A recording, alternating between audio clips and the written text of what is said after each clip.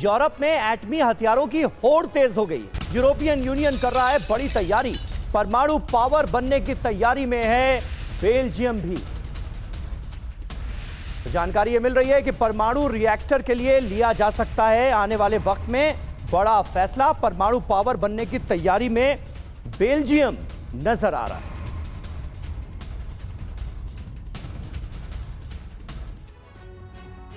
तो यूरोप में एटमी हथियारों की होड़ क्यों मची हुई है, यह समझिए। पुतिन का न्यूक्लियर प्लान क्या है? रूस ने न्यूक्लियर मिसाइल बेस का तेजी से विस्तार किया है। नाटो यूरोप से टक्कर के लिए रूस का यह काउंटर प्लान है।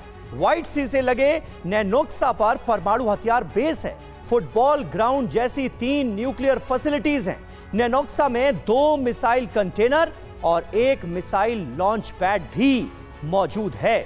कमांडर सरदाना, किस तरह से आप देख रहे हैं इन तैयारियों को, और जिस तरह का जंगी माहौल लगातार बना हुआ है दुनिया के अलग अलग हिस्सों में, ये होड़ तो हर जगह हम देख रहे हैं कि ज्यादा से ज्यादा खतरनाक से खतरनाक जो हथियार हैं वो इकट्ठा कर लिए जाएं, और अब बेल्जियम भी उसी तैयारी में नजर आ रहा है। यूरोप को किस बात का डर है? देखिए, यूरोप को या नेटो को इस बात का डर इसलिए है क्योंकि जो रशिया है एक सुपर पावर है।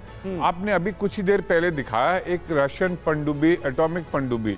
ये एक पनडुब्बी जो है उसके लिए जो फ्लैग होस्टिंग के लिए प्रेसिडेंट पुतिन भी गए थे, ये कोई छोटा मोटा हथियार नहीं है। क्या है, एक परमाणु पनडुब्बी 100 युद्धपोत के बराबर है। ये इतनी खतरनाक, इतनी घातक है, इनमें इतना साजो सामान लगा हुआ है। तो देखिए, जब पूरा विश्व एक तरीके से एक अमेरिका, नेटो, यूरोप सब इकट्ठे हो जा रहे हैं सिर्फ रशिया से लड़ने के लिए, तो आप इस बात का अंदाज़ा लगा सकते हैं कि रशिया कितना ताकतवर देश है, कितना बड़ा और कितना ताकतवर देश है।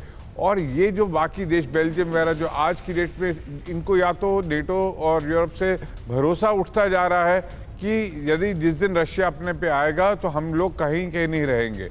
इसीलिए शायद ये अपनी पावर भी बढ़ाना चाह रहे हैं, और जो छत्र छाया है इकट्ठा जो नेटो की है उसके भी हिस्सेदार बने रहना चाहते हैं। तो ये एक इन देशों में एक डर का माहौल है, कमी है कि हम शायद रशिया के इतने साल एकजुट होकर भी यूक्रेन की मदद नहीं कर पा सके, और रशिया आज आगे बढ़ रहा है। तो इसलिए उनको शायद लग रहा है कि अपने आप को ही सक्षम करना पड़ेगा, और ना ही सिर्फ नेटो के अम्ब्रेला के नीचे होगा। बिल्कुल नाटो की छत्र छाया से अलग यूरोप अपने आप को भी मजबूत करने की कोशिश करता हुआ नजर आता है। और याद कीजिए, जब अमेरिका यूक्रेन युद्ध से हाथ खींचता हुआ नजर आ रहा था, उस दौरान भी यूरोप ने हर संभव कोशिश की कि किसी तरह से यूक्रेन को मदद जारी रखी जाए और उसे यह महसूस न हो कि कोई उसके साथ नहीं खड़ा है। और अब यूरोप में भी एक तरह का डर लगातार दिखाया जा रहा है, बताया जा रहा है